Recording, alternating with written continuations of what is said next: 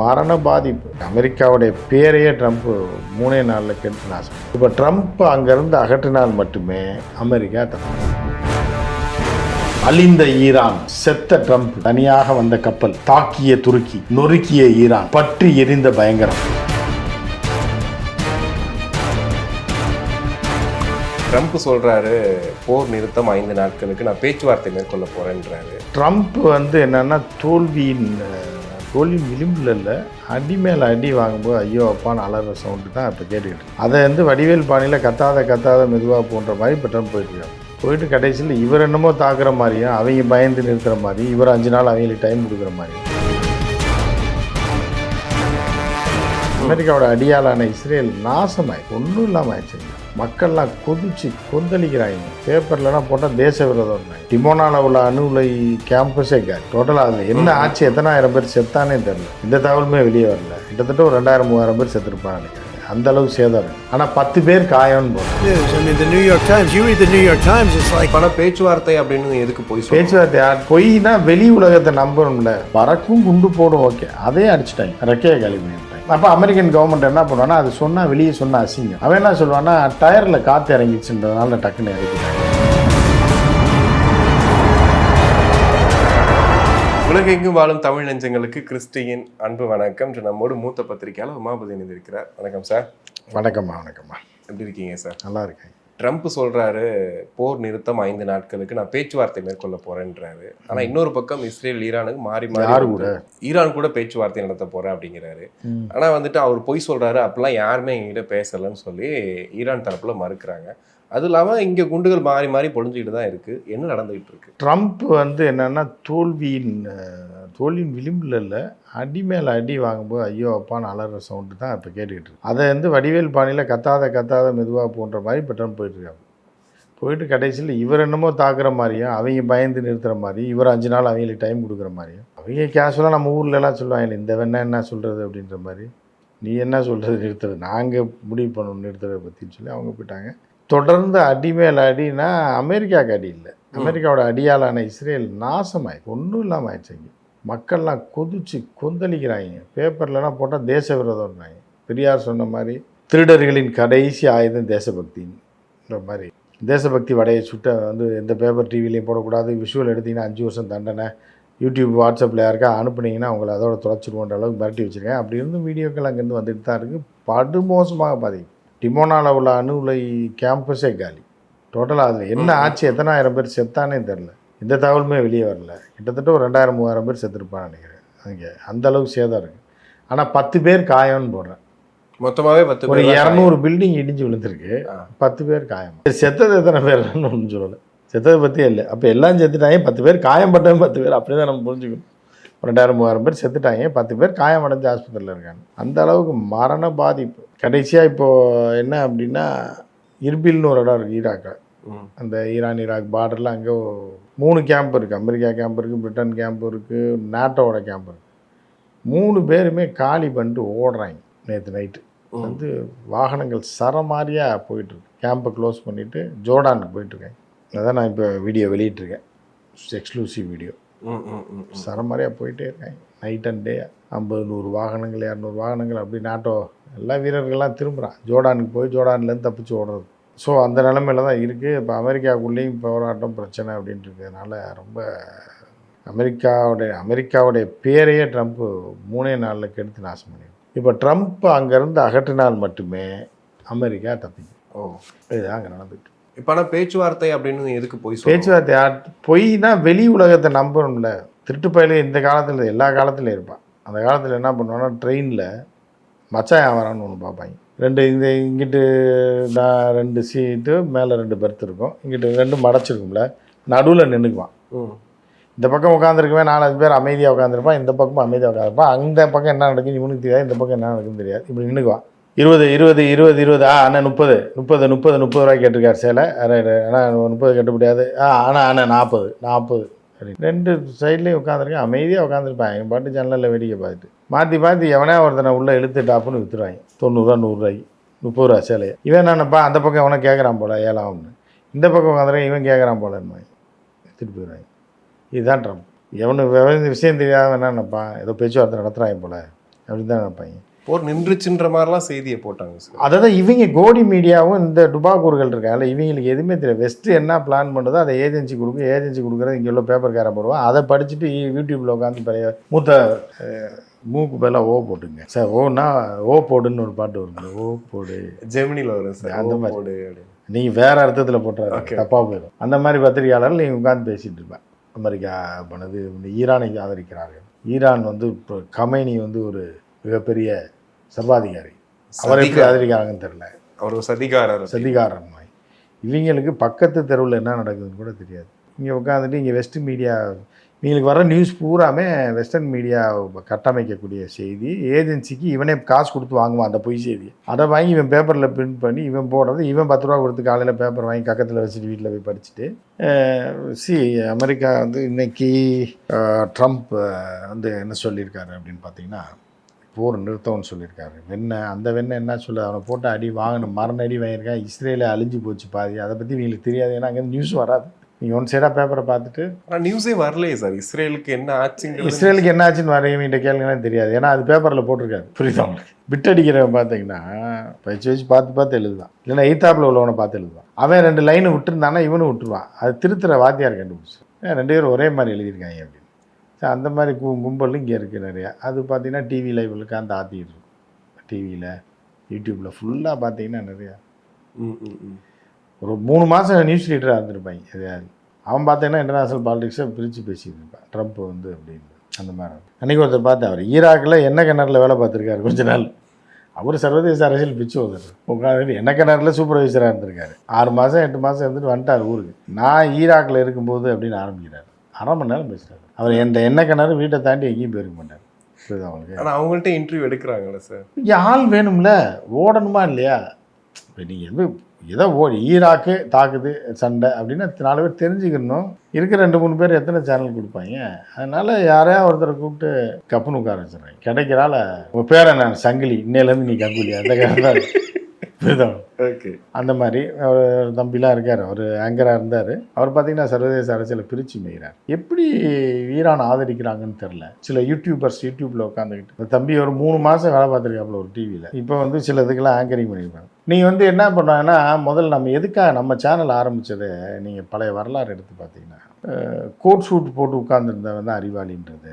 மீசையை எடுத்துகிட்டு ஒரு கண்ணாடி போட்டேன் அறிவாளி. இல்லைன்னா தாடியை வச்சு, இப்போ நீங்கள் தாடி வச்சுருக்கீங்க அது வேறு, இங்கே வரைக்கும் வச்சுட்டு ஒயிட் அடிக்கணும் லைட்டாக, அங்கங்கே ஒயிட் அடிச்சுட்டு ரைட் கையில் வாட்ச் கட்டி உட்காந்து கொஞ்சம் இங்கிலீஷும் தமிழும் கலந்து பேசுனீங்கன்னா நீங்கள் அறிவாளி. இதை உடச்சி இதை தெரு ரேட்டு கொண்டு வரணுன்றது தான் நம்ம சேனல் ஃபஸ்ட் லைன் ஆரம்பித்தது நோக்கம். என்னென்னா, ட்ரம்ப்பும் நம்ம ஊர் ரிச்சாகாரன்னு ஒன்றுன்றது தான் நம்மளுடைய ஒன்லைன் இது பாலிசி. நீங்கள் எப்படி வந்து நீங்கள் வந்து இப்போ இது லாயப்பேட்டையிலையோ குறுக்குப்பேட்டையிலையோ பீடியை குடிச்சுட்டு, இப்போ பீடி கிடையாது சிகரெட் தான் குடிச்சிட்டு ஒருத்தர் வந்து டீல் பண்ணிகிட்டு இருக்கானோ ஒரு இதை, அதை தான் அவங்க பண்ணுவாங்க. அவங்க வந்து கோட் சூட் போட்டிருப்பான், ஏசி போட்டிருக்கும், சிகப்பாக இருப்பான். அவனை பார்த்து இவனுக்கும் கோட் சூட்டுக்கும் சம்மந்தமே இல்லை. இவன் இங்கே பிறந்தவன், இவன் கோட் சூட்லாம் போட்டு மீசெல்லாம் எடுத்துப்பான். மீசை தாடி வளர்றதுன்றது இயற்கை, அதை எடுக்கிறதுன்றது வந்து நீங்கள் வேறு ஏதோ பண்ண போகிறீங்கன்னு அர்த்தம். மீசெல்லாம் எடுத்துகிட்டு ஒரு கிளாஸ் ஒன்று போட்டுக்குவாங்க ஃபுல் ஹேண்டு. இப்படி இந்த பட்டன் போடு, கை தெரிஞ்சிச்சுன்னா அவன் முட்டாள், கை மறைச்சா மட்டும்தான் அறிவாங்க. புரியுதாங்க? அதே மாதிரி கழுத்து தெரிஞ்சால் நீங்கள் முட்டாள். இதுவரைக்கும் பட்டன் போட்டு இது பண்ணி இன் பண்ணி இருக்கணும். அதே மாதிரி நீங்கள் தமிழாக பேசக்கூடாது, கேஷுவலாலாம் பேசக்கூடாது. அதை அப்படியே முழுங்கி சாப்பிட்டு அப்படியே கேஷ் இதான் பேசணும், அப்படியே க்ரஷ் பண்ணி. ட்ரம்ப் வந்து இன் 1948 ஈரான் சொல்ல மாட்டாங்க, ஈரானில். அதே மாதிரி நீங்கள் அது சவுதிக்கு வேறு ஏதோ ஒன்று சொன்னாங்க, இதுன்னு குவைத்துன்னு சொல்ல மாட்டாங்க, குவைட்டில் அதே மாதிரி இட்லியில் வந்து பார்த்தீங்க அப்படின்னா அப்படின்னு அது ஒரு குரூப் இருக்குது தனியாக இருக்காங்க. இவங்க பூரா வந்து காலையில் இங்கே வீட்டில் பேப்பரை வாங்கிடுவாங்க. இப்போ காலையில் அவங்களுக்கு என்ன வேணும்னா 5:30 எந்திரிச்சு அப்படியே நடைப்பயணமாக போய் ஒரு 10 ரூபா கொடுத்து ஒரு பேப்பர் வாங்கிட்டு வந்து வீட்டில் உட்காந்து படின்னு படிப்பாங்க. ஒரு 2-3 மணி நேரம் படிச்சுட்டு அந்த பேப்பரை திருப்பி படிச்சுட்டு அதை எடுத்து மடிச்சுட்டு கக்கத்தில் வச்சுட்டு காலையில் ஏதாவது யூடியூப் சேனலில் கூப்பிடுவாங்க. சார் ஈரான் எஸ் வரேன். அது முந்தா நாள் நியூஸை தான் பேப்பருக்கு. இப்போ ஒரு சம்பவம் நடந்தால் இன்றைக்கி அடிச்சு ஏற்றி நைட்டில் நியூஸ் போட்டுருவாங்க. நைட்டு 12 மணிக்கு ஒன்று நடக்குதுன்னு வைங்க, ஒரு சம்பவம் பெரிய தாக்குதல் நடக்குதுன்னா அன்னைக்கு காலையில் வராது, அதுக்கு அடுத்த நாள் காலையில் தான் பேப்பரில் வரும். அதை படிச்சு விட்டு அதுக்கு அடுத்த நாள் பேட்டி எடுத்து அது யூடியூப்ல எடுக்கிறவனு அன்னைக்கு போட மாட்டான், வேற ஏதாவது நியூஸ் இருக்கும். ஆக்சுவலி இந்த குழப்பம் எனக்கு இருக்க தான் செய்யுது. இது நடக்கிறது ஒவ்வொன்றும் ஒவ்வொரு செய்தியா வருது. நேத்து நிறுத்தன்றாங்க, அடுத்த நாள் குண்டு போட்டான்றாங்க, அதுக்கப்புறம் பார்த்தா வேற ஏதோ. அதுக்கு என்ன காரணம்னா இன்னைக்கு செய்தியை இப்பயே போடுறவன் இருப்பான், இன்னைக்கு செய்தியை நாளை கழிச்சு பேப்பர்ல பார்த்து பேசி அதை யூடியூப்ல எடுத்து அதுக்கு அடுத்த நாள் நீங்க போட்டீங்கன்னா எல்லாமே மாறிடும்ல. நீங்க சொன்ன செய்தி 3 நாள் முன்னாடி வந்த செய்தியை அதுக்கப்புறமா வந்துட்டு நம்ம இதுல டிவியில பாப்பீங்க, பிரேக்கிங் போடுறாங்க. அதான் கேட்கிறேன், அந்த மாதிரி போடுவாங்க. அதை பார்த்துட்டு அவங்களுக்கு என்ன அப்படின்னா ஒரு அவன் 40-50 பேர் வேலை பார்ப்பா, சம்பளம் கொடுக்கணும் 1ஆம் தேதி ஆனால் அவன் பட்னியாக கிடக்க முடியாது அவன் குடும்பத்தோட. அப்போ அவங்களுக்கு எப்படி சம்பளம் கொடுக்குறது? பிரேக்கிங் போட்டால் தான் கொடுக்க முடியும். அதனால எதையாவது விஜய் பாத்ரூம் போகிறாரு, விஜய் வண்டியில் ஏறிட்டாரு, விஜய் வந்து டெல்லியில் இறங்கி போயிட்டு போகிறான். இப்போ என்ன இங்கே சிபிஐ ஆஃபீஸ் போகிறான் விசாரணைக்கு, போனால் போயிட்டு போகிறான், இப்போ என்ன இருக்குது அப்படின்னு விட மாட்டாங்க. அதை வந்து இங்கே உட்காந்து பார்த்து போகிறாரு, பார்த்தீங்கன்னா ப்ளூ சட்டை கருப்பு சட்டை போட்டிருக்காரு, வெளியே வரும்போது வெள்ளை சட்டை போட்டிருக்காரு, இப்படின்னு ஒரு கும்பல் இருக்குது, கூமுட்டை கும்பல். இந்த கும்பலுக்கு வேறு வேலையே கிடையாது. அவன் பிள்ளைய அழுதுட்டு கிடங்க, அதுக்கு வேலை பார்க்க மாட்டான். இங்கே உட்காந்து விஜய் என்ன சட்டை போட்டிருக்காரு, திரிஷா என்ன ஜாக்கெட் போட்டிருக்கான்னு பார்ப்பாங்க. அதே கல்யாணத்தில் 2 பேரும் ஒரே மாதிரி பண்ணியிருக்காங்க அப்படிங்கும்போது புரியுது அவங்களுக்கு, ப்ளூ ப்ளஸ் ப்ளூ அப்படின்னோடனே அதை 2 பிள்ளைங்க பார்க்கும். அப்போ விஜய் அண்ணாவுக்கு வந்து ப்ளூ தான் பிடிக்குதா, சரி சாயந்தரம் போய் எனக்கு ப்ளூ சுடிதார் எடுத்து கொடுங்கன்னு சொல்லி அது போய் எடுத்து அது போட்டு அடுத்த நாள் செல்ஃபி எடுத்து போடும். இப்படி ஒரு மடக்கூட்டம் இருக்கிறதுனால இதை வச்சு ஓட்டுறது, டிவி சேனல் ஓட்டினா தான் அவங்களுக்கு சம்பளம் கொடுக்க முடியும் 1ஆம் தேதி, அந்த மாதிரி இருக்கு. ஆனால் உண்மையாக வர செய்திகள் வந்துட்டு தம்ப்நெயிலே வச்சு ஆட்டுவாங்க, அழிந்த ஈரான், செத்த ட்ரம்ப் இப்படின்னு என்னத்தையா வச்சு போடுறாங்க. போட்டு படிக்க உள்ள பார்த்தா பழைய செய்தியாக தான் இருக்கும். இப்படி ஒரு கும்பல் ஓட்டிகிட்டு இருக்காங்க. இப்போ சர்வதேச அரசியல்ன்ற பேரில் இந்த இங்கே வர பேப்பரை படிச்சு விட்டு அதை வச்சுட்டு அப்படியே கர்மி சைஸே எடுத்துகிட்டு Trump in the first face what he did is, அதை தான் நான் சொல்கிறேன். அவன் எவர் சொல்கிறேன் இன்னொன்று அதை தான். இப்போ பார்த்தீங்க அப்படின்னா அந்த வாயில் அந்த நாங்கள் எப்படி பேசுகிறாங்கன்னு எனக்கு தெரியல, அந்த மிமிக்ரி பண்ணுறவங்க தான் கரெக்டாக பண்ணாங்க. அப்படியே கடிச்சு பேசுவாங்க ஸ்டைலிஷாக. ஏன்னா அப்போ தான் வந்து இவர் ரிச் எக்ஸ்டர்னலில் வந்து எக்ஸ்டர்னல் அஃபேர்ஸை பற்றி இன்டர்நேஷ்னல் பாலிடிக்ஸ் பற்றி ஒரு தெரியும், புரியுதா அவங்களுக்கு. ஆனால் இவங்களை யாரா பார்க்குறான்னு எவனும் பார்க்க மாட்டான். முத நாள் பார்ப்பாங்க, சரி ஒரு பயங்கரமாக இருக்காரு ஆள் பார்க்குறதுக்கு அப்படின்னு ஃபுல்லாக வருவாங்க, டக்குன்னு வெளில போயிடுவாங்க 3 நிமிஷத்தில். 2ஆம் நாள் பார்த்தா 4000 வியூஸ் கூட போகாது, ஆனால் பயங்கரமாக பேசியிருப்பேன். காண்டில் என்ன பண்ணுவாங்க, எவனையாக பிடிச்சி கடிச்சு விட்றது, இப்படி சொல்கிறாங்க. அவங்களுக்குலாம் மைண்டில் என்னென்னா அமெரிக்கா அடிமைகள் அவங்க போகிறாங்க, மைண்ட்லேயே அமெரிக்கா பெருசு, அமெரிக்கா மாப்பிள்ளை மாதிரி அவங்க. ஆமாம், இவன் போகவும் மாட்டான், போயிருக்கவும் மாட்டான், ஆனால் ஆசைப்படுவான் அமெரிக்கா மேலே, ஐஸ்வர்யா ராய் மேலே ஆசைப்படுற மாதிரி. அது கல்யாணம் ஆகி பிள்ளை பார்த்து 50 வயசு ஆகுது, ஐஸ்வர்யா அப்படின்னு என்ன சில பேர். அந்த மாதிரி தான் இங்கே ஒரு கும்பல் இருக்காங்க அமெரிக்காவான. அதே மாதிரி தாடி ஈடிலாம் வச்சுட்டு ஷர்ட்லாம் போட்டு ஃபுல் ஹேண்ட்லாம் போட்டு சில நேரம் கிடச்சா கோட்டு போடுவாங்க. இப்போ வெயில் காலத்தில் போட்டோன்னா வெந்து செத்து போயிடுவாங்க. ஆனால் இப்போ கோட்டு போடுறது இல்லை, ஃபுல் ஹேண்டு போடுறது, அப்படி போட்டு ரைட்டில் வாட்ச் லெஃப்ட்டில் வாட்ச் நடுவில் இதெல்லாம் கட்டிட்டு ஸ்டைலிஷாக. சரி யுஎனில் நீங்கள் வந்து இப்போ பார்த்தீங்க அப்படின்னா WHO இருந்தாங்க அவங்க வந்து ஈராக்கில் பார்த்திங்கன்னா எர்பில் கேம்ப்பு. அந்த கேம்பில் பார்த்தீங்கன்னா F-35 வந்து இட்ஸ் வெரி டேஞ்சரஸ். எப்படி பறக்கும்னு யாருக்குமே தெரியாது. அது பார்த்தீங்க அப்படின்னா கிளம்புச்சு அப்படின்னா கிட்டத்தட்ட 3500 கிலோமீட்டர் வரைக்கும் போகும். இப்போ சார் பார்த்து தான் குராஸ் மாறுறது 3ன்னு சொல்லிட்டு ஒன்று 4000 கிலோமீட்டர் வந்து போய் தாக்கியிருக்கான். ஆனால் அதோட பயணம் பண்ணுறது 2000 கிலோமீட்டர் வரைக்கும் பயணம் பண்ணணுமா, அப்புறம் எப்படி இது 4000 கிலோமீட்டர் போச்சு?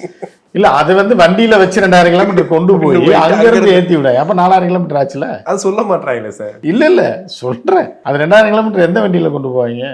இவங்களாம் விட்டு ஆட்டுறதா ஏதாவது இதில் படிச்சிருவாங்க. கூகுளில் தட்டின கிராம் ஷஹர் F-35 F-24 அப்படின்றது. அந்த F-35லாம் வந்து பறக்கும் குண்டு போடும், ஓகே, அதே அடிச்சிட்டாங்க, ரெக்கையை காலி பண்ணி விட்டாங்க. அப்போ அமெரிக்கன் கவர்மெண்ட் என்ன பண்ணுவான்னா அது சொன்னால் வெளியே சொன்னால் அசிங்கம். அவன் என்ன சொல்லுவான்னா டயரில் காற்று இறங்கிடுச்சுன்றதுனால டக்குன்னு இறக்கிட்டாங்க, அதை இவங்க நியூஸாக போடுவான், அதை பார்த்து இவன் சொல்லுவான். அமெரிக்காலாம் அசைக்க முடியாது. இவங்கெல்லாம் சொல்கிறாங்க ஈரான் அப்படி இப்படின்னு 10 நாளைக்கு தாக்கு பிடிக்காது, எங்களுக்கு தெரியும். இப்போ ட்ரம்ப்பும் இந்த போர் நிறுத்த பேச்சுவார்த்தைக்கு நேற்று ஒருத்தர் பார்த்தேன். நான் ஈராக்கில் இருக்கும்போது அப்படின்னா, சரி நீ ஈராக்கில் எப்போ இருந்த? சரி ஈராக்கில் இருந்த, இப்போ இந்தியாவில் இருக்காங்க எத்தனை, தமிழ்நாட்டில் வச்சுங்க 7 கோடி பேர் இருக்கான். நீ பீச்சில் போகிறீங்க, இங்கேயே பிறந்து வளர்ந்தவன் பீச்சுக்கு வருவான், ஒரு 25 வயசு பையன் 26 வயசு பையன். அவன்கிட்ட வந்து ஜனாதிபதி யாருன்னு கேளுங்க, துணை ஜனாதிபதி யாரு, 10 பேர்கிட்ட கேளுங்க, 9 பேருக்கு தெரியாது, யோசிப்பாங்க. அப்போ இந்தியாவிலேருந்து அவன் என்ன பிரயோஜனம்? அதே மாதிரி இப்போ ஈராக் என்ன கணத்தில் கொஞ்ச நாள் வேலை பார்த்துருப்பான் சூப்பர்வைசர். இப்போ ஈராக் அரசியல் அதுக்கு ஈராக் போகணுன்னு அவசியம் கிடையாது. நீங்கள் அந்த உள்ள நாலேஜ் அது உள்ள என்ன படிச்சு என்ன பண்ணுவீங்க? எவனோ கூப்பிட்றான்றக்கா போயிடுறதா? பொம்பளையா பிறந்திருந்தா என்ன ஆகணும் உங்கள் நிலைமை? புரியுதா? தப்பாயிடாது. கண்டிப்பா அவர் கூப்பிட்டாரு போயிட்டு இந்த இவர் கூப்பிட்டாரு சும்மா தான். நீ வேற அர்த்தத்தில் இல்ல சார், இன்டர்வியூக்காக தான் நான் இன்டர்வியூ சொல்கிறேன். எப்படி ரொம்ப அசிங்கமாயிடும். ம், ம். அந்த மாதிரி போய் ஏதாவது சொல்லிட்டு வந்துடுறாங்க. இந்த மாதிரி தான் போயிட்டு இருக்கு இப்போ ஈரான் வார் தான். இந்தியாவை பொறுத்தளவுக்கு அப்படி தான் போயிட்டு. ஓகே. இல்ல சார், இப்போ நேற்று கூட ஒரு போர்க்கப்பல் வந்து ஆள் இல்லாத போர்க்கப்பல் நின்றுச்சு. துருக்கி போர்க்கப்பல் எப்படிங்க ஆள் இல்லாமல் போகும்? அதான் சார் செய்தியா போடுறாங்க. ஆள் இல்லாமல் எப்படி ஒரு எதுவுமே இயங்காதங்க. கரை ஒதுங்கிச்சா? வீட்டில் வேணா ஆள் இல்லாமல் இருப்பாங்க. திருப்பதி போயிட்டாங்கன்னா கூட்டிட்டு குடும்பத்தோட போயிடுவாங்க. கப்பல் எப்படி ஆள் இல்லாமல்? ஆள் இல்லாத கப்பல் கரை ஒதுங்கிச்சு. துருக்கி வந்து அதை அழிச்சிருச்சு. அமெரிக்கா வேணா லூஸ் ஆகும் ஆள் இல்லாத கப்பலை போட்டு அழிக்கிறதுக்கு. புரியுதா? இந்த மாதிரி செய்திகள் வந்துட்டு தானே சார் இருக்கு தொடர்ந்து. இல்லை அது ஏதாவது இந்த பேய் கதை நீங்கள் சொல்லிட்டு தான் அதை கேட்கறதுக்கு 4 பேர் இருக்கேன். ஆள் இல்லாத கப்பலா? இந்த இதுல எல்லாம் போடுவாங்க இல்லை, அந்த இதுல எல்லாம் பழைய புஸ்தகத்துல எழுதுவாங்க. தனியாக இருந்த பெண் கதவு மேல திறந்தது அப்படின்லாம் எழுதுவாங்க. திறந்து பார்த்தால் அழகிய பெண் அங்கே நின்றிருந்தாள், அவள் அருகே யாரும் இல்லை. அதெல்லாம் கதை எழுதுவாங்க.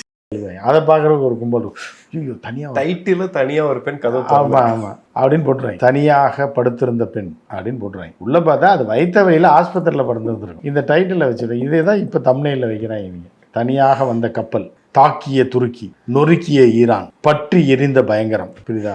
அந்த பேர் நல்லா ஈஸியா இருக்கு சார். ஈரான், அமெரிக்கா அப்படின்னு வச்சு இப்போ தம்ப்நெயில்ல போட்டுறா. உள்ள பாத்தீங்கன்னா அது ஒண்ணுமே இருக்கு. அது எதாவது மீன்பிடி படகு எல்லாம் ஓரத்துல ஒதுங்கி இருக்கு. ஆள் இல்லாம எப்படி கப்பல் போகும்? கப்பல் அதுவும். கண்டிப்பா சார். நிறைய விஷயங்கள் பேசணும். நன்றி.